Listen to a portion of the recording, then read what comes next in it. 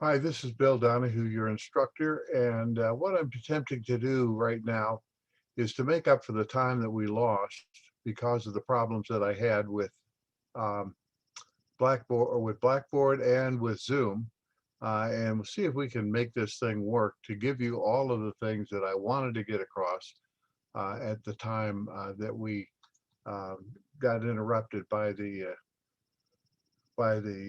problems with the internet.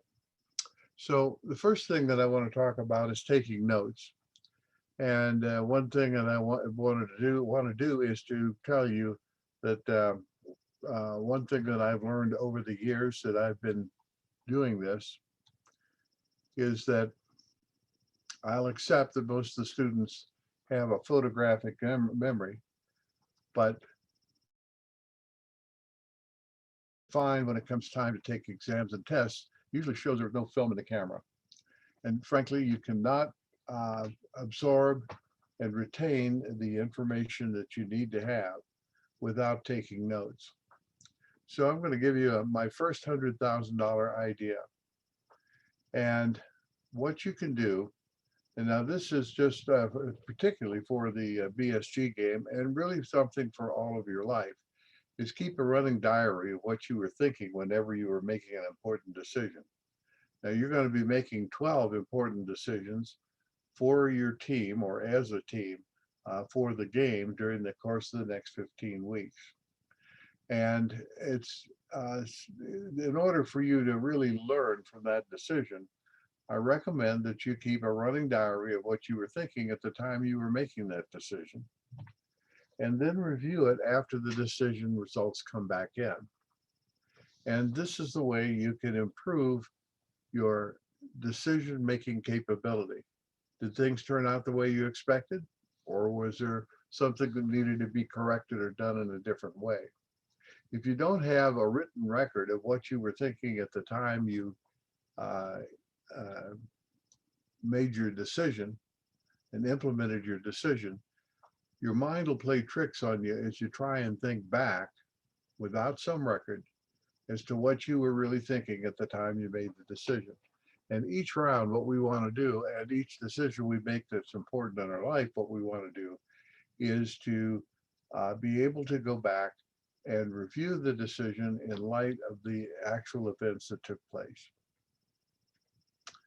More equally importantly, I want you to be taking notes on all the things that go on in this class. And I suggest you carry a notebook and a pen with you.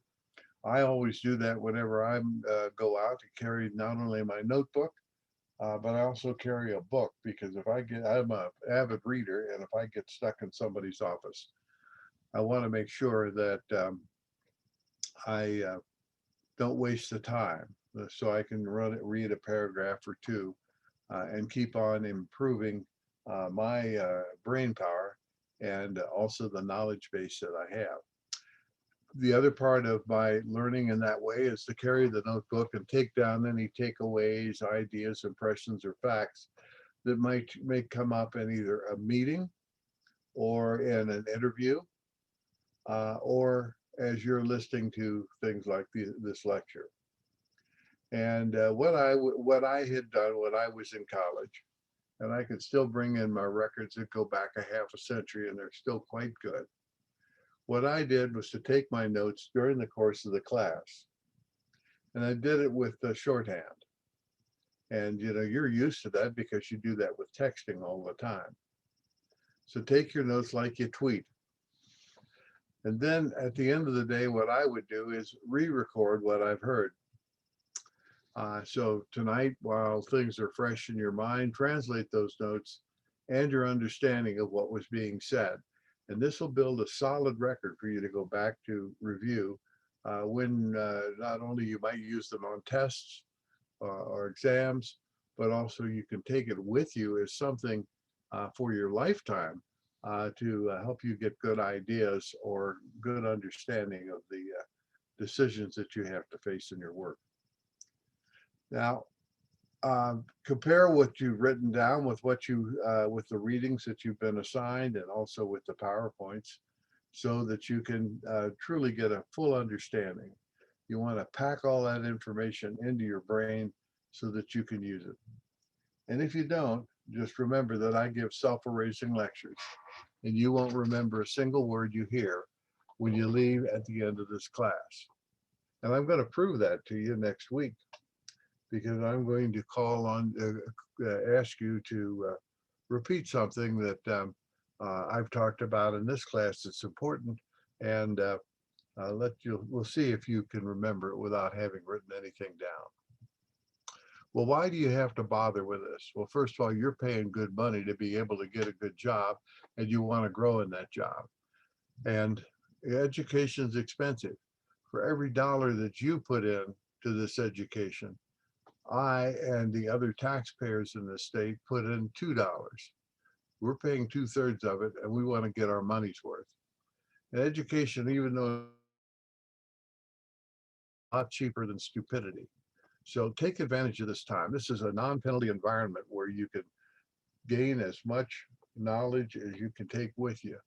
And I'll guarantee you that what you learn here is how to learn. It's not the knowledge, that much of the knowledge that you pick up, but it's learning how to learn. And part of that is the ability to record things so you can bring them back up at a later time and know what you're talking about. So it is the knowledge that you retain from the class that you'll be able to sell in the job market. And that's what you want to be able to do. So in summary, I'm going to be doing the best job I can to give you the knowledge and experience I've had to help you be successful. And I'm asking that you show me the respect of doing the best you can. And that means taking notes. Now, as I tell my classes, I have a very practical reason for suggesting you do this, because when I was 19, I met a young girl in college, and we got to know each other a little bit, and I really liked her. And we ended up in the same class. It was a history class, and she was very poor in history. And I was very good at history. That was my favorite subject. And so I had taken some really great notes. And when it came for exam time, she asked if she could borrow my notes and study for the exam with those notes. And I said, okay. And so she took them and she did the studying, and then she lost the notes before we had got the exam. And I did very well on the exam, even without the notes, because I had written them and understood them as I went along. And she did very well too, because she had those good notes to help her with taking the exam. So if you're looking for a mate, looking for the love of your life to carry with you, you can do what I did. I made her marry me. And it was the best decision I ever made. So if you are, as I said, if you're looking to find your soulmate for the rest of your life, probably the best tool that's available is to use the notes that you're going to be taking in this class. So I know as I present this to you that some of you still aren't going to believe me. And Will Rogers, who was a great humorist in the 1920s, lived out here in Los Angeles and was a movie actor as well as a stand-up comedian, and after whom the Will Rogers State Park up in the Santa Monica Mountains is named. Said this. He said there are three kinds of men: the one who learns by reading, the few who learn by observation, and the rest of them who have to pee on the electric fence to find out for themselves. And I'm sure there will be some people in here in our classes that will prefer to try the electrical method versus anything else. I did have a friend that tried that one time, and he got thrown all the way across the barnyard where he learned about electricity and fences. So that's my thoughts on the first topic that we have today. And you can take a couple of minutes, stop the recording here if you wish, and then pick it up at your leisure. And I'm going to go on to the second item we want to talk about.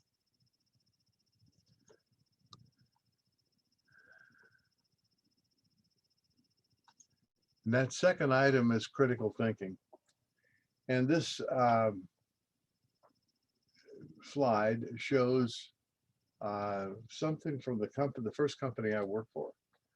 When I got out of school, I started to work at IBM. And in those days, and I suspect it's probably true today as well, managers all had a sign on their desk, and what it said was, think. And when IBMers were supposed to be doing their thinking, it was not having ready answers. It was the ability to take a problem and begin to analyze it at a deeper and deeper depth. And we call that critical thinking. Now we're going to be doing that with our class. Another name for this type of thinking is called the Socratic method. And what it's based on is this. You've got all the things you need to have already as a result of the life experiences you've had, even at your young age. And you have that you need to solve the problems of the world. And what my job is to try and get you to recall those life lessons and to apply them to the business problems that we're going to deal with in this classroom. And what we will be doing is I'm going to ask you lots of questions. And as you give me answers, I want to go beyond the answers. And I want to probe to get the whys of those, the answers that you generate. So I'll be asking questions that begin with things like who, what, where, why, when, and how, because those are the kinds of things that get a conversation going and help you to find to ruminate in your own brain, to find the answers that will illuminate the first answer that you give in our dialogues. And we're going to do this dialogue to keep going to a deeper and deeper level and to understand the real issues in the case studies that you're going to have in this class. And this is the real learning that will happen with you. And most of the kind of problems that we're going to look at are going to be like problems you've got in the BSG game. And that is that they're ill-structured. And you've got to bring structure to them. And you do that by keep digging at a lower and lower level to get the answers to the whys of the reason you selected a particular easy answer. And it's kind of like working a jigsaw puzzle. And it's the most powerful learning tool that we have. And it's the one that employers pay the highest price to get. There are two major things that employers complain about with people that come out of college. One, they don't know how to communicate either in written or verbal language. And two, they don't know how to think. And when the employers are saying that the people they're looking to hire don't know how to think, they're indicating not that the individual doesn't have answers, but they can't apply those answers to the problems that the potential employer is facing. Now, here's an example of an ill-structured problem. This is from the movie Apollo 13. And I'm sure you recall, because you probably have seen this movie, this is the spaceship that was going to the moon that blew up on the way to the moon. And it was a real horse race to see if the command center could get that spacecraft back to Earth safely before the crew ran out of oxygen. That was the key issue that they had. Most of their oxygen had blown up when the side of their vehicle had exploded. And so this is where this problem, this became the critical constraint, the ill-structured problem. And so we'll listen.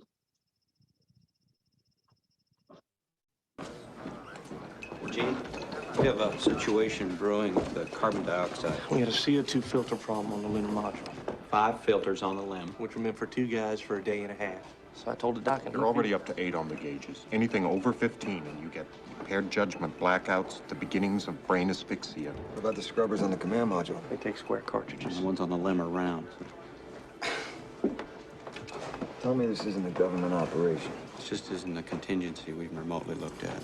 Those CO2 levels are going to be getting toxic. Well, I suggest you gentlemen invent a way to put a square peg in a round hole. Rapidly. Okay, people, listen up. People upstairs handed us this one, and we gotta come through. We gotta find a way to make this fit into the hole for this, using nothing but that. Let's get it organized. Okay, let's build a filter. Better get some coffee going, too, someone. And of course, I'm sure you know that they were successful in making that happen. The jury rigged a way to make it get that air scrubber to work, and the crew did get back successfully.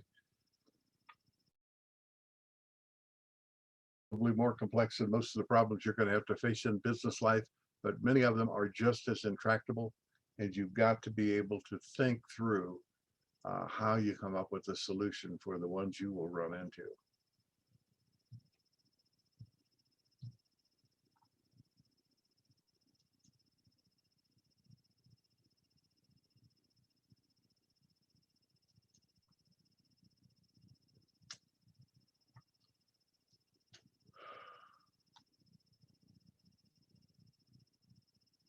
I don't want this.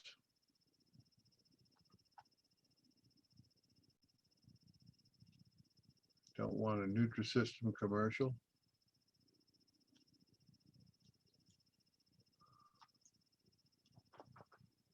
So let's see what we got here.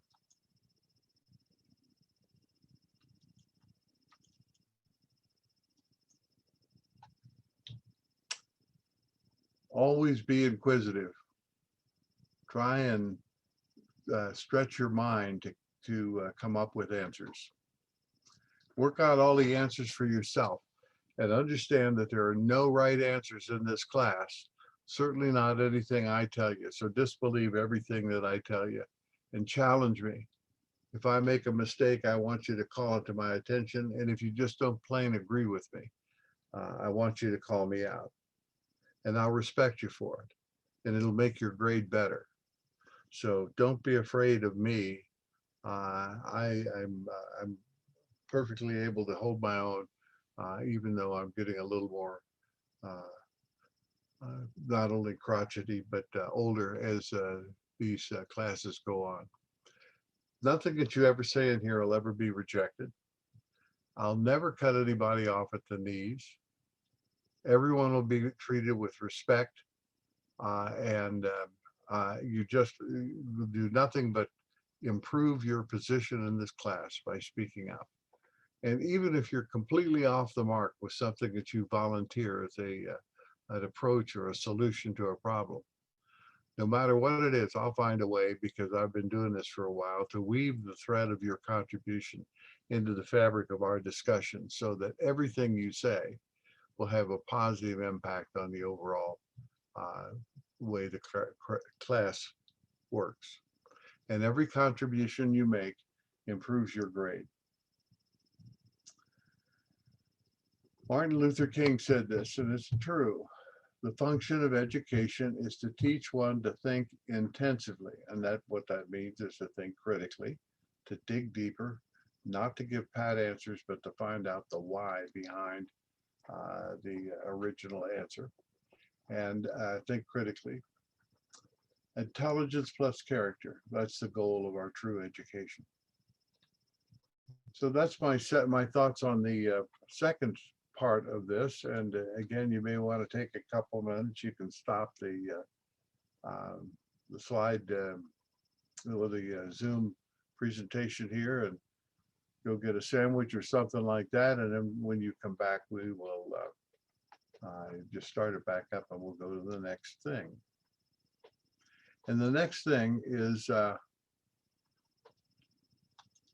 beginning to move in the direction of talking about strategy. So I want to give you a quick introduction to strategic thinking. And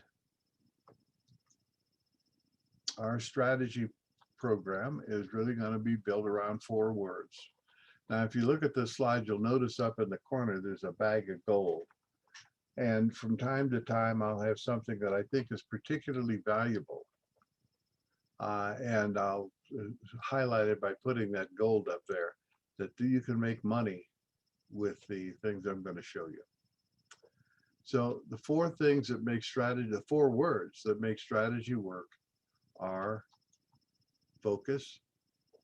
And that means that you want to be, when you pick your strategy, you want to follow it with a laser-like intensity, because it's too easy to get distracted. And you call that distraction a tangent. And most large companies are run by people who have the inability to keep focused on the main direction of which they're taking the company. Too often they get off on the tangent and end up then losing their job, or perhaps scuttling the words that you select for presenting a strategy have to be focused, but also they need to be simple. A strategy is something that affects and should be known by every person working in the company. And in a larger company, a lot of times the only connection that the employee or the person who's doing the actual work has with the top man in the organization is through the strategy statements. And because everyone's understanding of words are slightly different, all of the words that are used have to be simple. So focus and simplicity, and then clarity. So as you write out or articulate the strategy that you're going to be using, you want to make sure that the words are well chosen so that you are telling the story in a way that people can follow along with it. And finally, you need to have consistency. Some of you probably work for a company where they have the plan of the week, and the key officer in the company really can't get any direction going that he can follow. He changes at every whim that comes along, and this is lack of focus, of course. So you want to see, as you as you get in a position where you're giving the orders or setting the direction for the people that are working with you and for you, you want to make sure that you're consistent in what you present. You don't want to go back and forth. And this is true in the game that you're going to be playing, that you have to have that consistent strategy. And the more deviation that you have in it, the more likely you are to end up with poor results. Now, in addition to those 4 words, and I want you to remember those because they're important, and they'll keep coming up as we go through the rest of our time together. Also, a good strategy is durable. When we talk about strategic thinking and strategies, we're talking about something that can last for, say a year, maybe 5 years. In some cases, a very well thought out strategy can last as long as an entire generation. So we want to make sure that we've got ideas that are durable that can carry us forward. But at the same time, you've got to recognize that circumstances change. Certainly all strategies were thrown out the window this last year because of COVID. And so people have had to come up with alternate strategic approaches, presumably with the same focus, that they want to stick in the same direction. But some of the methods that they've had to use to stay on that focus are entirely different than they would have been a year ago. And I think that we can really look on with awe at the way different companies in very simple industries, that is the ones that we all are likely to go into if we're starting our own company, the restaurants, the gyms, the personal service kinds of companies. The people come up with remarkably creative approaches to adapt to this highly unusual situation. Far better, I think, than the large companies who have been able to kind of muscle on through all the way through this pandemic. Now, we're also going to come up with some other words that we're going to use, and I want you to be able to understand these. First one is non-consumers, and this is different from non-customers. Non-customers are people that we have already identified as being potential customers. They may be customers that we had before, but because we didn't treat them well, they quit buying from us. Or it could be that they have long-term close relationships with one of our competitors. And so they are currently non-customers. But there's a much larger universe out there of people who don't even know about our company, who don't even know they could use our product. And these are non-consumers. So we're going to focus a lot of attention as we do strategizing on the non-consumers to try and convert them into becoming customers. And this is a particularly fertile area. We have to compete head to head with our competitors. These are people that are outside of the orbit that we normally work in. Second term we're going to see a lot is democratization. And this is one of the real geniuses of the capitalist system. Because what we do is by building more and more products of more and more of a single product, as we increase the penetration of that product, we are bringing down the costs and improving the functionality of that product and consistently bringing more and more people into the orbit who can use the product, that have either the knowledge or the money to do that. Now, when I started at IBM, I started there in 1966, and our largest computers were about $2 million a piece, and you might be able to sell nationwide a dozen of them. There was a market that nobody knew existed, and of course you couldn't get to it because prices were too high. But within about 10 years, through product improvements, the price on on the machine that could do what that $2 million machine did had dropped to $200,000. Another 10 years took you up to the beginning of the mini computer industry, where a mini computer or a personal computer had as much power as the behemoths that had been used 20 years before. And that personal computer cost a couple $1,000s. Of course, today we have more power than is in any of the machines I described in our cell phones, smartphones. And what has happened is we've been able to democratize the ability to communicate and to search out knowledge to an extent that what was 50 years ago a market for maybe 12 units, today we're talking about billions of units. And this is not only true of cell phones, but of many other kinds of products as well, that our constant improvement in products and the reduction in costs and price have allowed the products to be democratized so more people can use them, and everyone's living standard improves on account of it. Third concept I want to get across to you is the concept of abandonment. And what you'll find, or what we have to recognize, is that products over time cease to have their usefulness. And what we consistently have to do is have a process for removing those products from our product line. So it'll be important that we know how to abandon products as they cease to serve a profitable purpose. Now, here's a question that we want to deal with. Customers can be underserved or they can be overserved. And when I say underserved, they can't get what they really need no matter what price they pay. And so they do what another word that maybe I could put up there is they do a workaround. So they can't get the product that they want to have to solve a job that they need to be done. And so they have to get 2 or 3 products and fit them together in a way to achieve that result. Those are people who are underserved. There are also people who are overserved, and that is because the products that are offered to them have more features and bells and whistles than they really want.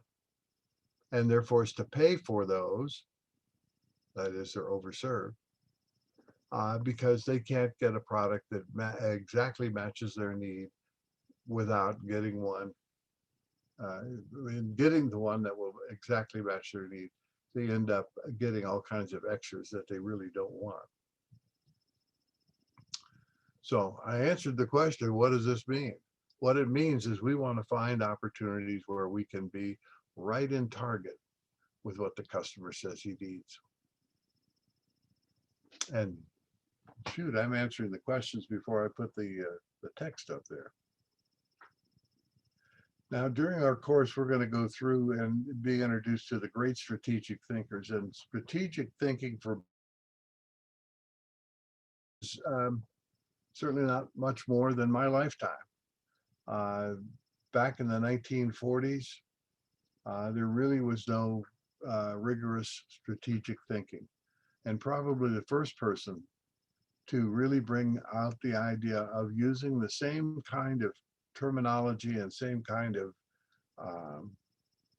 approach to the problem of business were people who could interpret what they did in the military. Peter Drucker codified all of this starting at about 1950. And he was the really great thinker in strategic and in strategy and in management. He died in 2003. I would like to ask you the question if any of you had heard of him before. I wish all of us had, because he was really a great man. And he did his career. The latter half of his career was all done at Claremont University down in Claremont, just down the road. He's been dead for now almost, it's approaching a generation. And yet his thinking is just as crystal clear and just as applicable to decisions that are made today. And we're going to look at his stuff all the way through the course. Today, the most prominent thinker in strategy is Michael Porter.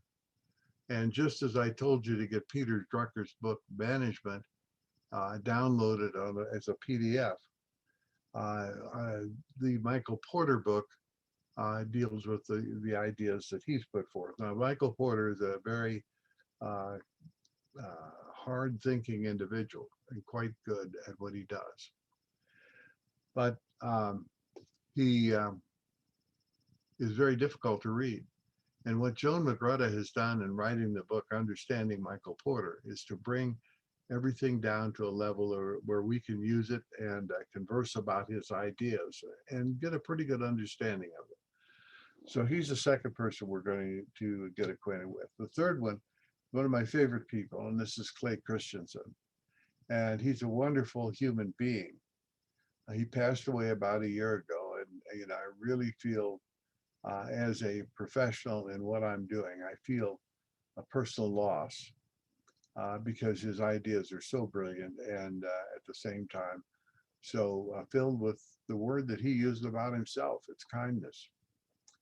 We're going to be looking at some of his thoughts, and again, they're right on the cutting edge of strategic thinking.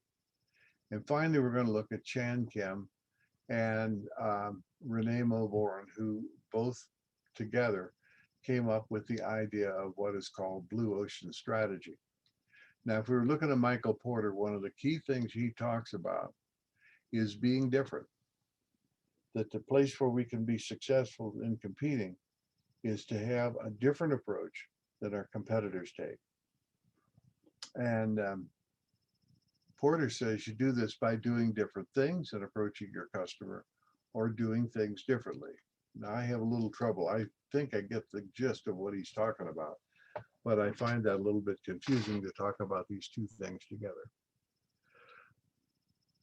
Kim and Wilborn have gone a step further, and they said, look, one of the ways you can be different is to move entirely out of the current mainstream. Most industries have a idea that there's a finite number of customers out there with a finite demand. If you set up your process properly, you should be able to move in a significantly different direction and get to customers that have never even thought about your product before. And what they call this is uncontested market space, where there are no competitors in there that have done anything before, and where there's a great opportunity. Now, Christensen would tell you what you got to do is do this in a way that you can solve the customer's job to be done, so that you are taking the overserved and the underserved and getting that happy medium in between, and do this with customers that can't get what they want otherwise.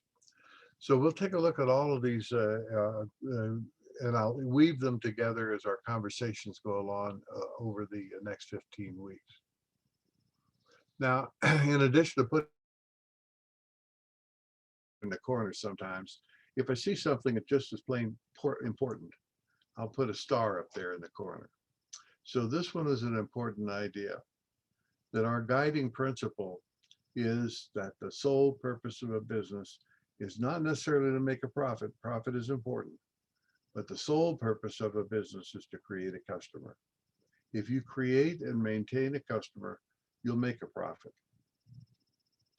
Now, most companies you're going to find really don't have a good strategy, or may not have a strategy at all. Or you may hear people saying, well, we're just going to keep on going like we're going.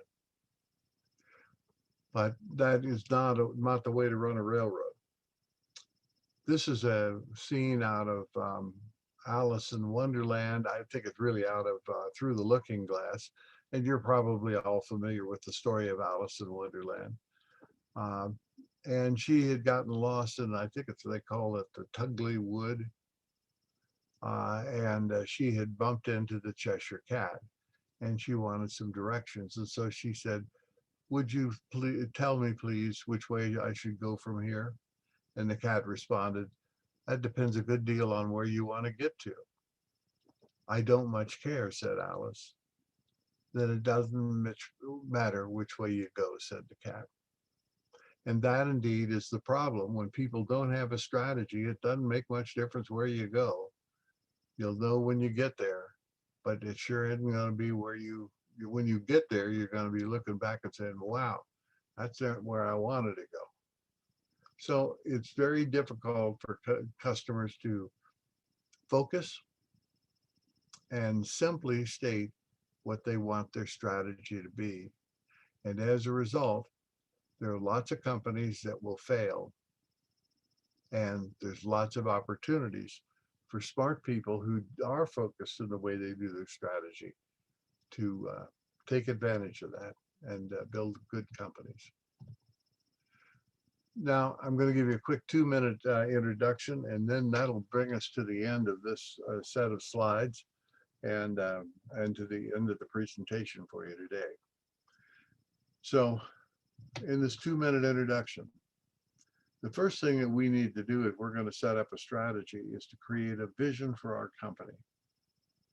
And the method that we should use for that is a SWOT analysis. And I know if I were to ask you individually, all of the terms that I'm going to be introducing you to, the one that universally you'd all understand is SWOT. And this was developed in the 1970s.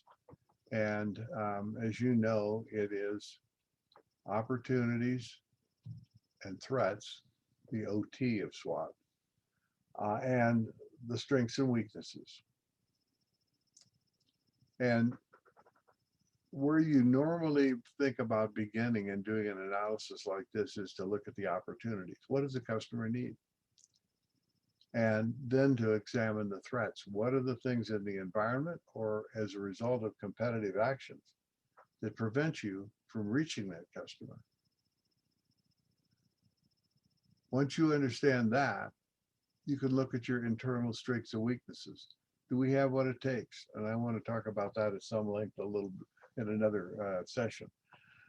But the idea of the SWOT is to get all of the dimensions that the company operates within.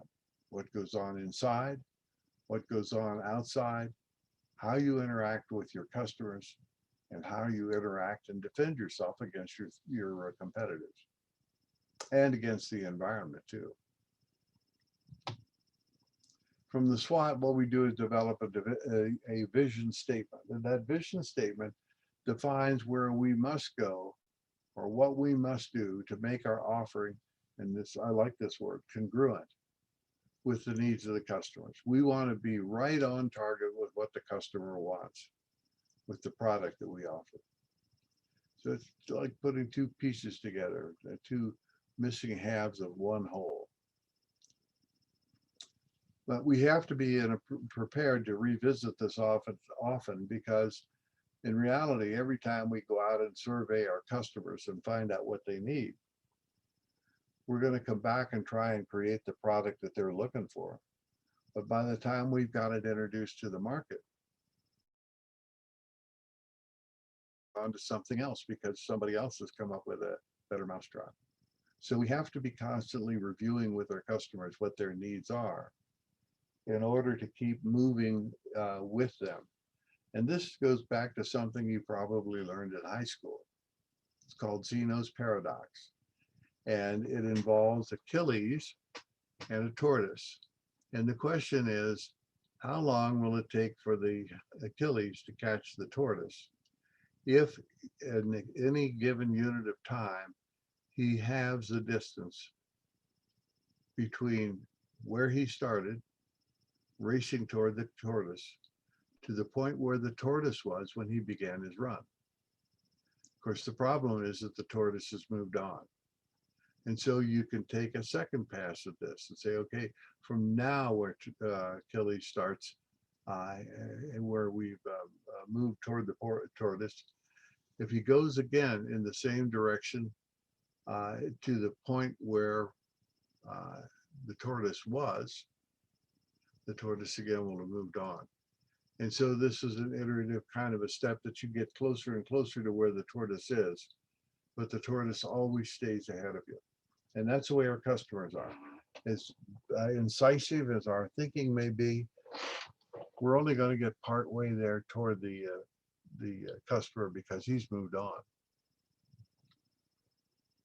So once you've got an idea of the direction in which you want to go, that your vision is can be articulated and that you can apply the resources to it to make it happen, what you need to have is a set of objectives. Now, Peter Drucker has defined that every company has to have at least one and probably more than one objective in every key area of a business. And I'm not going to tell you what a key area is now, but we'll define that in a few weeks. And each of those objectives for each of those key areas will have some kind of a written plan. And that is called a strategy. And that is a plan to allow you to achieve your objective. Now, when I started at IBM, I was out in the field as a field sales rep. And at the beginning of the year, I was assigned a quota. This was my objective. And then I had to turn around and write a plan that I would submit back to my boss that would show whom I was going to call on, what new account prospects I had identified, how large was my pipeline of the people who were in there that I was cooking up to get them to a closing scenario. I also needed to take into account what my competition was doing and were they messing around in my territory. And so that's how an objective works. It's always supported or is supposed to be supported by a written plan. And then I'm going to tell you later, toward the end of the semester, how you can develop your own personal plan for 2 or 3 personal objectives. I did say one other thing about objectives. These are usually short term. They generally can be accomplished in, say, 6 months or a year. And therefore, that is why they get put into the performance plans that you probably will be facing or may already be facing, and where you do your work. That will define what you have to get accomplished to move along, to get that increase in pay or to get your to a higher position. Now, the purpose of the objectives, what the objectives allow you to do, if we're going to meet the objectives, we have to apply resources. We have to allocate resources to them. And the purpose of the objective is to focus, there goes that word, focus your attention on how do I concentrate my resources, because I don't have an infinite amount of resources. How do I concentrate them to make that objective a reality? And that's it. That's the whole strategy thing. We can go home now. Our semester is over. Not really, but that's the essence of it. If we understand, if we build this out, we'll what strategy can do for our companies and for our lives.